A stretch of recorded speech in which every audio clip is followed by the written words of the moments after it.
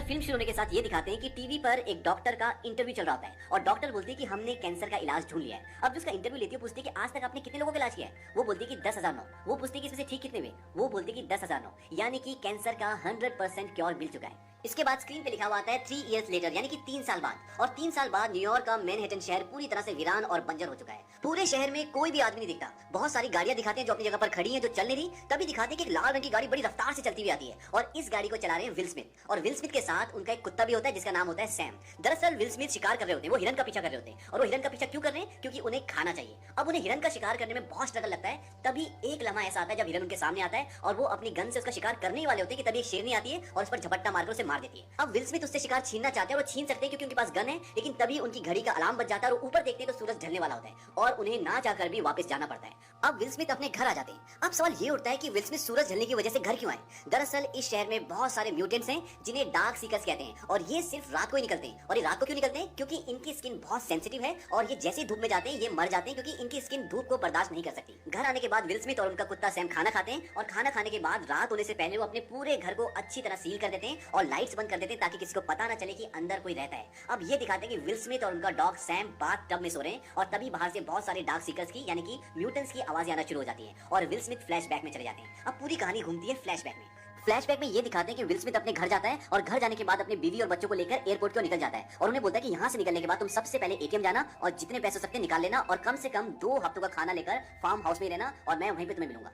Will Smith बोलता है कि आर्मी इस एरिया को आधे घंटे में सील करने वाली है। उसकी बीवी पूछती है क्या वायरस हवा से फैल रहा है? वो कहता है कि शायद। तभी रेडियो पे प्रेसिडेंट की न्यूज आती है और वो बोलता है कि मुझे बहुत दुख के साथ कहना पड़ रहा है कि आज मैंने एक सरकारी दस्तावेज पे हस्ताक्षर किए हैं और आर्मी की मदद से न्यूयॉर्क शहर को बाकी देश के हिस्सों से अलग कर दिया जाएगा।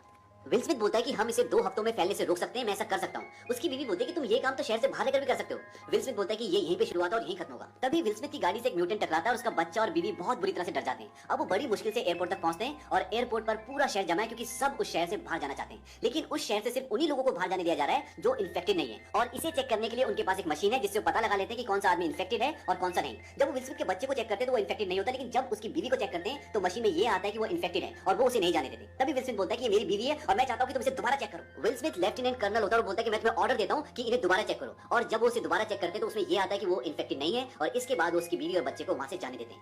अब जब वो अंदर जाते हैं तो उनकी बीवी और बच्चे के लिए हेलीकॉप्टर मंगाया जाता है और हेलीकॉप्टर इसलिए मंगाया जाता है क्योंकि विल स्मिथ एक बहुत बड़े ओहदे पर होते हैं। अब विल स्मिथ अपने बीवी और बच्चे को सी ऑफ करके थोड़ा सा दूर आ जाते हैं और जैसे ही उनका हेलीकॉप्टर टेक ऑफ करता है तो ये दिखाते हैं कि सामने एक और हेलीकॉप्टर होता है जिस पर इन्फेक्टेड लोगों ने हमला कर दिया है और वो अपना बैलेंस खो देता है और घूमता हुआ वो उस हेलीकॉप्टर में लगता है जिसमें विल स्मिथ की फैमिली होती है और इस हादसे में विल स्मिथ की बीवी और बच्चे की मृत्यु हो जाती है। तभी विल स्मिथ की नींद खुल जाती है और नींद खुलने के बाद वो एक्सरसाइज करता है और उसके बाद बेसमेंट में जाता है जहां पर वो वैक्सीन बना रहा है, यानी कि मेडिसिन बना रहा है इन इन्फेक्टेड लोगों को ठीक करने के लिए। वहां पर उसने बहुत सारे चूहों को पकड़कर बंद कर रखा होता है और ये सारे चूहे इस वायरस से इन्फेक्टेड होते हैं और विल स्मिथ दवाई बनाकर इन चूहों पर ये टेस्ट करता है कि दवा काम कर रही कि नहीं।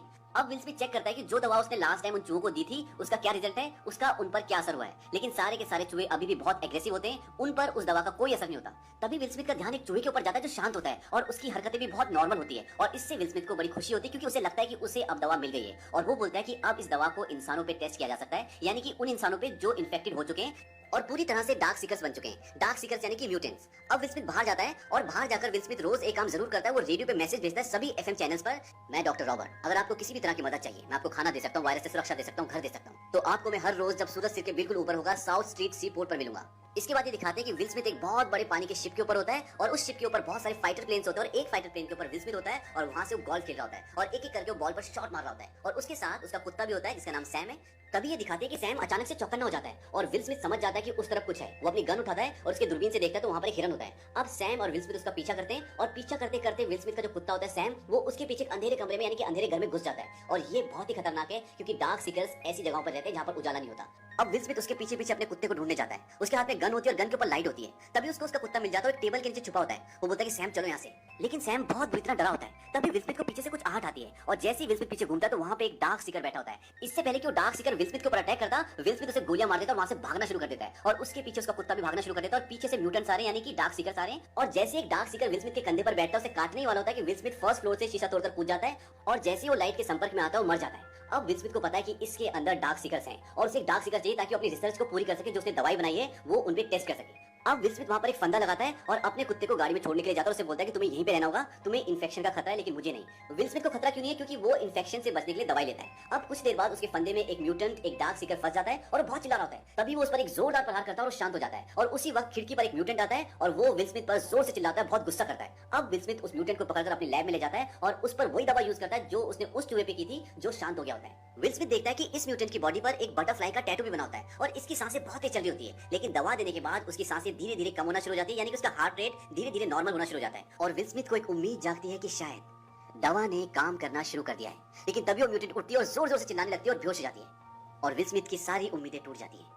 अब विल स्मिथ बताता है कि मेरे ब्लड टेस्ट से ये पता चलता है कि हवा और स्पर्श से फैलने वाले इन्फेक्शन से मैं अभी तक बचा हुआ हूं, पर कुत्तों को ये इन्फेक्शन उनके काटे जाने से हो सकता है। वो बताता है कि अभी भी रिसर्च जारी है और हम टेस्ट कर रहे हैं। जो दवा मेरे शरीर में मुझ पे काम करती है वो मरीज पे काम नहीं करती। इससे ये पता चलता है कि विल स्मिथ के पास वो दवा तो है जिससे इन्फेक्शन से बचा जा सकता है, लेकिन उसके पास वो दवा नहीं है जिससे वो इन्फेक्टेड लोगों को ठीक कर सकता है। इसीलिए वो रिसर्च कर रहा होता है ताकि जितने भी म्यूटेंट बने, जितने भी डार्क सीकर्स बन चुके हैं, वो उन सबको ठीक कर पाए। वो बताता है कि आज एक अजीब सी बात हुई। जब मैं इस म्यूटेंट को पकड़ रहा था तब एक दूसरा म्यूटेंट रोशनी में आ गया। शायद भूख और खाने की कमी की वजह से वो अपने जीने के बेसिक तरीके को बदल रहे हैं और ये सब बहुत खतरनाक है। दरअसल विल स्मिथ अपनी सारी बातें, अपनी सारी रिसर्च एक ब्लॉग में रिकॉर्ड करता है और वहीं पर वो ये सब कुछ बता रहा होता है। अब अगले दिन जब विल स्मिथ बाहर जाता है तो बहुत अजीब सी बात होती है। शोरूम में जो बहुत सारी डमीज होती है उनमें से एक डमी बाहर होती है और इन डमीज से विल स्मिथ अक्सर बात किया करता था। उस डमी को देखने के बाद विल स्मिथ बहुत ज्यादा इरिटेट हो जाता है। दरअसल विल स्मिथ को इस शहर में अकेले 1000 से भी ज्यादा दिन हो गए और इतने दिन अकेले रहने से दिमागी स्थिति कहीं ना कहीं हिल जाती है और इस बात से विल स्मिथ बहुत इरिटेट हो जाता है। कहता तुम बाहर कैसे आ गए? तुम्हें अंदर होना चाहिए था, तुम्हें बाहर कौन लाया? और वो उस पर गोलियां चला देता है। उस डमी के अंदर से काफी सारा पानी निकलता है। अब जब विल स्मिथ उस डमी के पास जाता है, पानी में अपना पैर रखता है तो उसके पैर के नीचे एक फंदा होता है और फंदे में विल स्मिथ का पैर आ जाता है और वो फंदे में लटक जाता है। और जब वो लटक रहा था तो उसका सर जमीन से जोर से टकराता है और जब वो ऊपर जाता है तो बेहोश हो जाता है। अब वो सेंसलेस हो चुका है। ये फंदा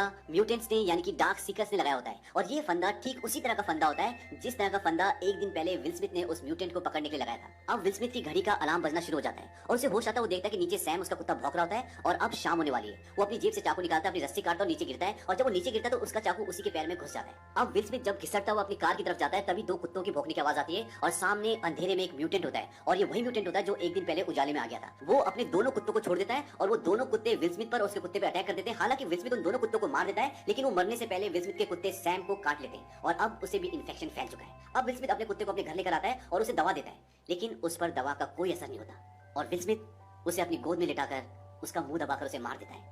ये लम्हा विल स्मिथ के लिए बहुत दर्दनाक होता है क्योंकि सैम को उसने बचपन से पाला था और इस शहर में सैम के अलावा उसका कोई भी नहीं था। वो उसके साथ खेलता था, उससे बातें करता था और अब सैम इस दुनिया में नहीं रहा और विल स्मिथ पूरी तरह से अकेला हो गया।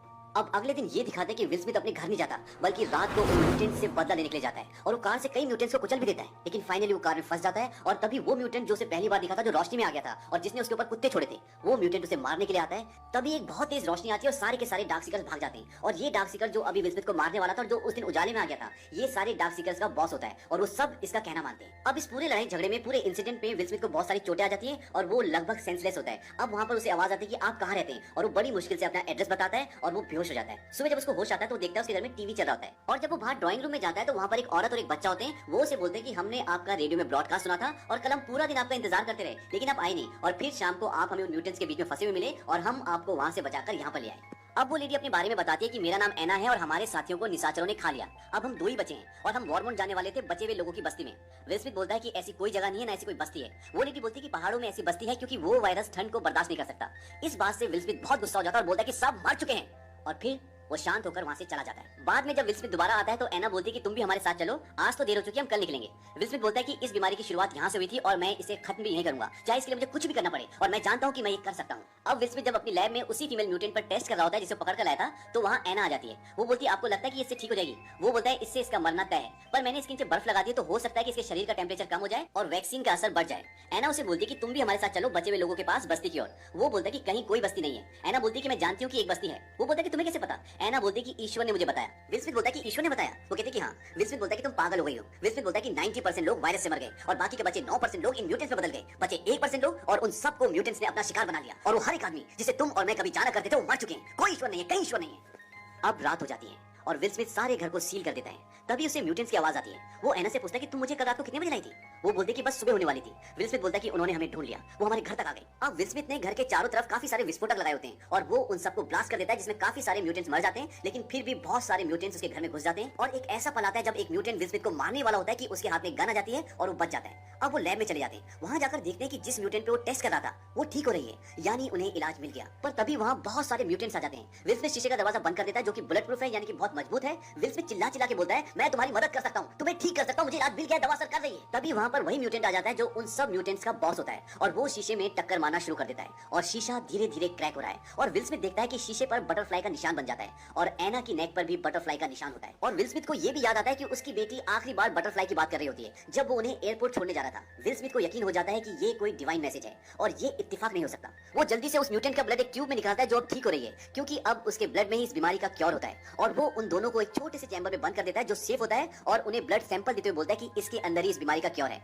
एना बोलती है कि तुम भी अंदर आ जाओ, वो बोलता है कि ये रुकने वाले नहीं है। अब उन्हें वहां बंद कर देता है। ड्रॉर खोलता है, उसमें उसकी वाइफ और उसकी बेटी की फोटो होती है जिसे देखकर वो खुश होता है और ड्रॉर में एक बॉम्ब भी होता है। वो उसका छल्ला निकालता है। अब म्यूटेंट शीशा तोड़ने वाला होता है, वो शीशे की तरफ भागता हुआ आता है और विल स्मिथ भी उसी की तरफ भागता है और एक जोरदार ब्लास्ट के साथ विल स्मिथ और सारे म्यूटेंट्स मर जाते हैं। अब इसके बाद ये दिखाते हैं कि एना वहां पहुंच जाती है जहां वो जाना चाहती थी और वहां पहुंचकर वो देखती है कि वहां पर सच में एक बस्ती होती है और वहां अंदर जाने के बाद इस इन्फेक्शन का क्योर जो विल स्मिथ ने उसे दिया था वो उन्हें सौंप देती है। विल स्मिथ ने बिना किसी स्वार्थ के अपनी जान देकर पूरी मानव जाति को बचा लिया, इसीलिए इस मूवी का नाम आई एम लेजेंड है। तो ये तो थी इस मूवी की फर्स्ट एंडिंग जो थिएटर में दिखाई गई थी। इसी मूवी की सेकंड एंडिंग भी होती है जिसमें विल स्मिथ बच जाता है। सेकंड एंडिंग में दिखाते हैं कि डार्क सीकर अपने ब्लड से ग्लास पर बटरफ्लाई का निशान बनाता है और जिस फीमेल म्यूटेंट पर विल स्मिथ टेस्ट कर रहे होते हैं उसकी बॉडी पर भी बटरफ्लाई का टैटू होता है। विल स्मिथ समझ जाते हैं कि ये सब यहाँ पर इसी डार्क सीकर को लेने के लिए आए हैं जिसका वो इलाज कर रहे हैं। वो अपनी गन नीचे रख देते हैं और एना को डोर खोलने के लिए बोलते हैं और उस डार्क सीकर को लेकर बाहर चले जाते हैं। अब बाकी के सारे डार्क सीकर्स विल स्मिथ पर अटैक करना चाहते हैं, पर उनका जो बॉस होता है जो डोर पर बटरफ्लाई का निशान बनाता है वो जोर से चिल्लाता है और सब रुक जाते हैं। अब विल स्मिथ ड्रॉर से एक इंजेक्शन निकालता है और उसी डार्क सीकर के लगाता है जिसका वो इलाज कर रहा था और जैसे ही वो उसे इंजेक्शन लगाता है वो होश में आ जाती है